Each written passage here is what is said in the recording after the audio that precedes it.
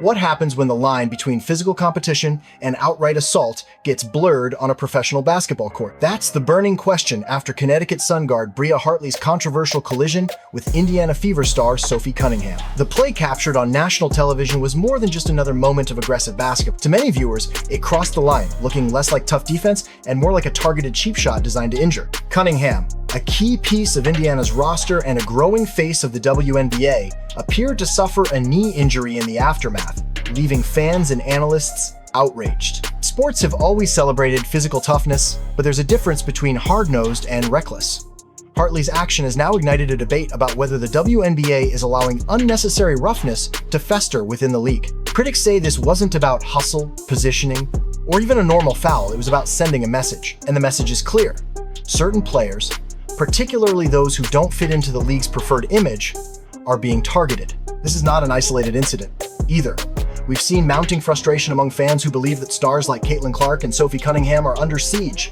Instead of highlighting skill, leadership, and sportsmanship, moments like this paint the WNBA as a league, tolerating and perhaps even encouraging dirty play for attention. That's not growth, that's reputation sabotage. The Bria Hartley incident has become a flashpoint, a warning sign that unless action is taken, the league risks alienating both its most promising stars and the fans who tune in to see them play, not to see them hurt. Is it just bad luck? Or is there something far more sinister happening inside the WNBA? When you step back and look at the growing list of incidents, it's hard to shake the suspicion that certain players are being deliberately targeted. Caitlin Clark, Sophie Cunningham, and even younger names like Lexi Hall are starting to look less like competitors on a level playing field and more like marked women in a league that has quietly allowed hostility to flourish. Time and again, we see these players endure excessive contact, unnecessary fouls, and, in some cases, blatant attempts to intimidate or injure. And each time, the response from league leadership and officiating crews feels muted at best, dismissive at worst. Fans have noticed, analysts have noticed, even other players have started raising eyebrows. When Clark gets shoved, when Cunningham gets clipped, when Hull has to play with her head on a swivel, it stops looking like coincidence and starts resembling a pattern. The narrative from defenders of the league is that this is just the physicality of the game. But let's be honest, this isn't about playing tough basketball.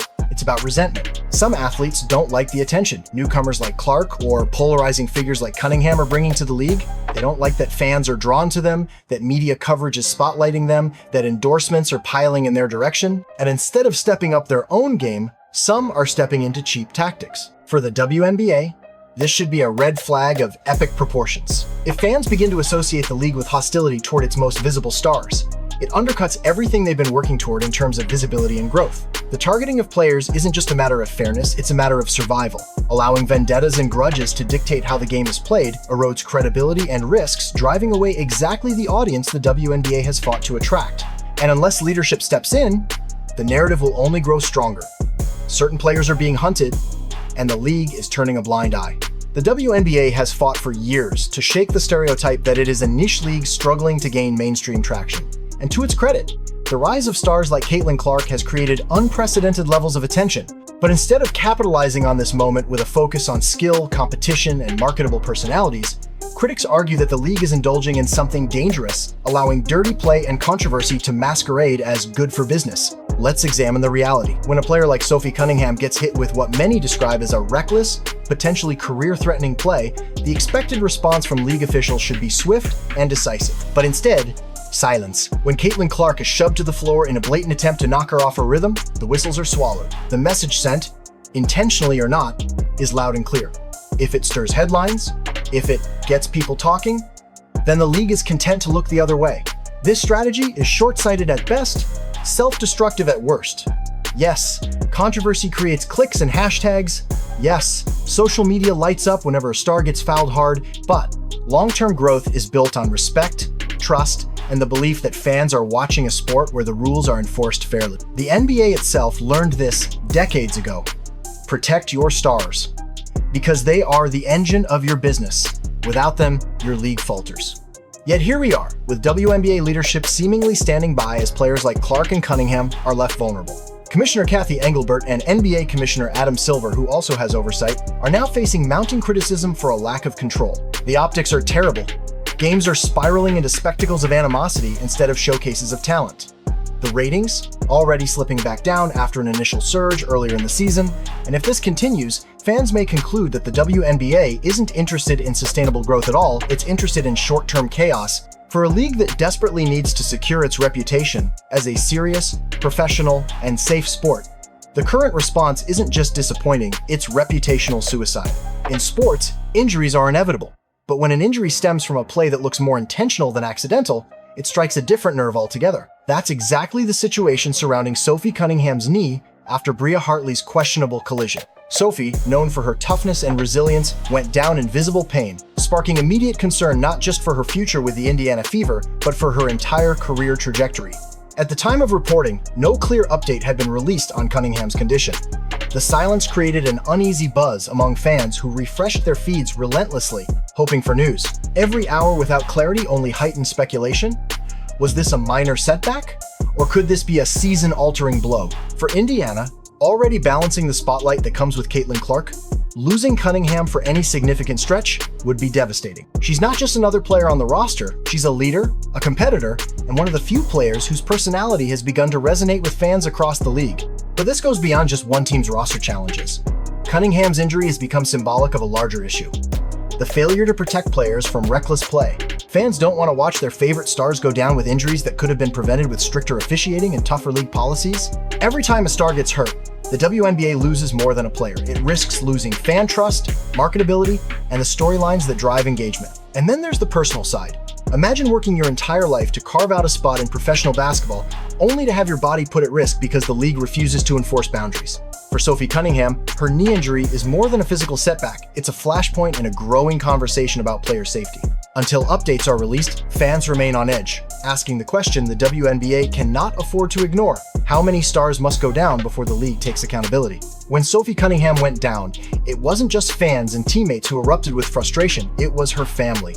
And in moments like this, the power of a personal voice cuts deeper than any official press release. Sophie's sister, Lindsay, took to social media and delivered a blistering statement aimed squarely at the WNBA's leadership. Her words carried the rawness that only family can deliver. Maybe you should focus less on fining players for criticizing officiating and more on hiring referees who can protect athletes. This was more than a sister defending her sibling. It was a public indictment of the league's priorities. Lindsay voiced what countless fans have been saying for months: the officiating is inconsistent, weak, and utterly incapable of maintaining control in a league where rivalries are escalating into dangerous play. Her post struck a nerve, echoing through basketball circles and forcing everyone to reckon with the question: why are players left unprotected in a league that claims to champion its stars? The timing couldn't have been worse for the WNBA, which is in the middle of trying to capitalize on a surge in mainstream visibility. Instead of the headlines focusing on incredible performances, the conversation shifted to whether the league even values its athletes' safety. And Lindsay's words turned what could have been dismissed as just another foul into a broader narrative about neglect. Her statement also sparked something deeper. It highlighted the human side of the athletes. Too often, players are seen as statistics or entertainment products, but behind every jersey is a family, parents, siblings, loved ones who invest as much emotionally as the athletes themselves. When Lindsay spoke up, it wasn't just Sophie's pain on display. It was the pain of a family watching someone they love be treated like a disposable piece on the court. And perhaps that's why her message resonated so powerfully. Fans connected not just to Sophie's struggle, but to the universal truth that no family wants to see their child, sister, or daughter disrespected, unprotected, and left vulnerable by an organization that should know better. In this moment, Lindsay Cunningham forced the WNBA to face a truth it has long avoided. Its credibility is on the line, and the families of players won't stay silent any longer. If there's one thing leagues should never underestimate, it's the collective voice of the fans. And in the aftermath of Sophie Cunningham's injury and her sister Lindsay's passionate defense, that voice was louder than ever. Social media lit up, and while much of it came in strong support of Sophie, a disturbing wave of vitriol also surfaced. Critics mocked Lindsay's plea for better officiating with comments like "protect athletes," "shut up," dismissing her concern as weakness instead of recognizing it for what it was, a call for fairness and accountability. This toxic backlash revealed a dark undercurrent in the WNBA conversation. Rather than engaging in serious discussion about officiating and player safety, some fans, or perhaps detractors, chose to attack Sophie personally. They labeled her soft, accused her of complaining, and even suggested she didn't belong in the league. It was less about basketball and more about hostility toward an athlete who refuses to fit into the mold that certain people expect. But backlash doesn't only expose hate, it also galvanizes loyalty.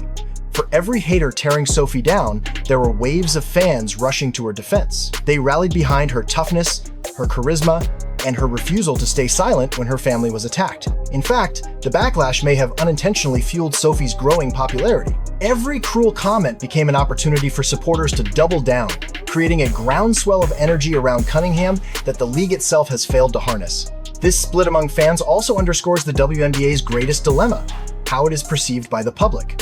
The more the league allows incidents like this to spiral, the more divided the audience becomes. On one side, you have fans craving skill, growth, and fairness.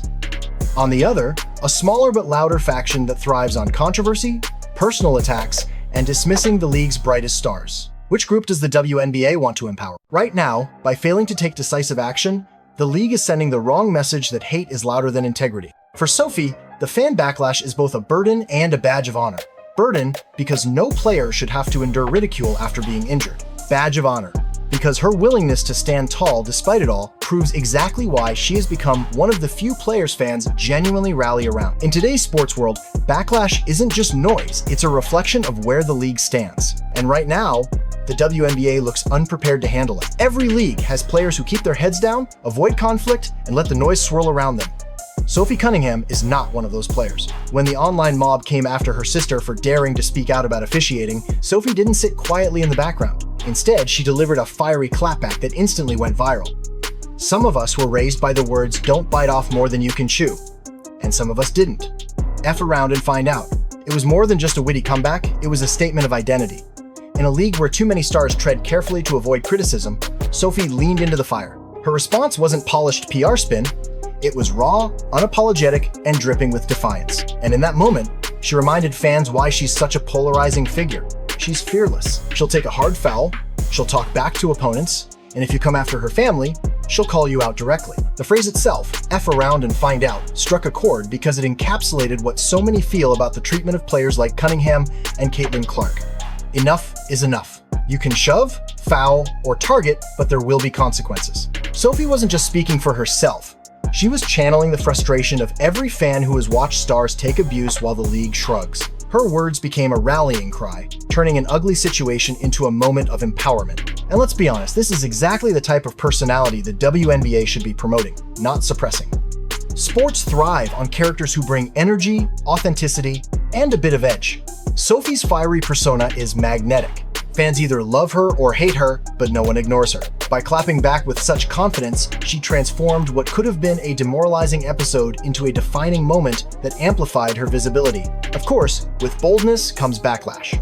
Some critics doubled down, insisting Sophie's response was unprofessional or unnecessary. But that's the beauty of it. She didn't care. In fact, her unwillingness to play nice only reinforces her image as someone who refuses to be silenced or controlled. In an era where athletes are often carefully managed and overly scripted, Sophie Cunningham just proved she's willing to write her own narrative even if it ruffles feathers along the way. Why does Sophie Cunningham, more than many of her peers, seem to draw such disproportionate hate? To understand that, we have to look beyond the court and into the uncomfortable realities of perception, politics, and image bias. The truth is, Sophie is not just a basketball player, she has become a symbol, whether she asked for it or not. Her appearance, her demeanor, and the way fans perceive her have made her a lightning rod in a league still wrestling with its identity. Let's start with image. Cunningham's blonde hair, tan skin, and athletic build have led some to dub her the Barbie of the WNBA. It might sound playful, but in reality, it has fueled resentment. In a league that often emphasizes collective identity and solidarity, Sophie's distinct look and the fact that fans gravitate toward it has made her stand out in ways that irritate some players and their supporters. Instead of celebrating the diversity of personalities and appearances, certain corners of the fan base and even fellow athletes treat her visibility as a threat. Then comes the politics, both real and imagined. Sophie doesn't talk about politics. She doesn't go on record with endorsements or polarizing statements, yet critics project assumptions onto her, pointing to symbols like the American flag or her reserved public presence as indicators of her supposed ideology. That projection alone has been enough to stir hostility, as though her very existence contradicts the preferred narratives that some want the league to embody. The hostility isn't just about Sophie individually, it reflects the larger cultural battle lines drawn around the WNBA itself. Certain players are elevated, celebrated, and protected, while others, like Cunningham and Caitlin Clark, are treated with skepticism or outright disdain. Why? Because they don't fit the mold. They're too different, too bold, or simply too threatening to established hierarchies of popularity. This unspoken bias becomes dangerous when it translates to physical play. If referees and league leadership unconsciously buy into these narratives, seeing Sophie as tough enough to handle it, or less deserving of protection, it creates a double standard on the court. What should be a league about fairness and equality becomes a league where some are shielded and others are targeted. For fans, this isn't just unfair, it's toxic. They tune in to watch competition, not cultural infighting disguised as basketball. And until the WNBA confronts the role that image bias and political projection play in shaping who gets protected and who gets punished, Sophie Cunningham will remain more than a player. She'll remain a symbol of the league's uneasy battle with itself. Every professional league has its stars. That's not the issue. The issue comes when it looks like some stars are wrapped in bubble wrap while others are left to fend for themselves. Increasingly, that's the perception in the WNBA. Fans and analysts are now openly accusing the league of playing favorites of protecting certain athletes like Aja Wilson, while simultaneously turning a blind eye to the treatment of others like Caitlin Clark and Sophie Cunningham. Look at the contrast. When a high-profile, league-backed player takes a hard foul, officials are quick to blow the whistle, commentators rush to defend them, and disciplinary reviews aren't far behind. But when Clark gets shoved to the hardwood or Sophie takes a knee to the leg, the silence is deafening. The referees swallow their whistles, the league offices stay quiet, and critics spin it as just physical basketball. That double standard is more than obvious. It's corrosive. The damage goes deeper than perception. Favoritism erodes trust. Fans want to believe they're watching a fair contest, where every player is subject to the same rules and the same protection. But when it becomes clear that certain names and faces are shielded while others are scapegoated, the integrity of the entire competition is thrown into question. That's not just bad officiating, it's a structural problem that undermines the WNBA's credibility. And let's not forget the financial stakes. Clark and Cunningham are among the few athletes bringing fresh eyes to the league, drawing in casual fans, sponsorships, and new attention. Allowing them to be targeted or worse, injured makes no sense strategically. Protecting them should be in the league's best interest, yet favoritism dictates otherwise.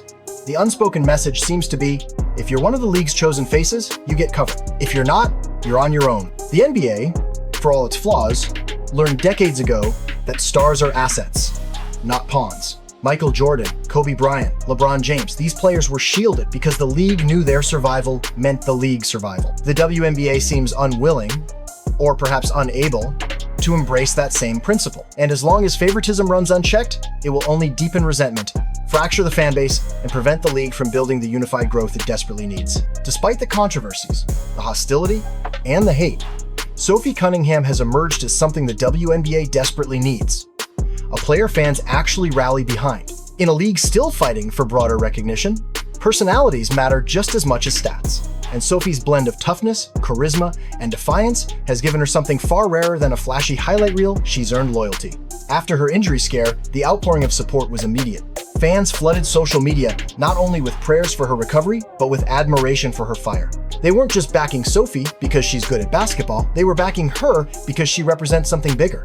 She's seen as authentic, unapologetic, and unwilling to be pushed around. In a league where too many players feel interchangeable to casual viewers, Sophie stands out. People know her, they talk about her, they react to her, and that visibility is priceless. What's fascinating is how the hate she receives has only amplified her popularity.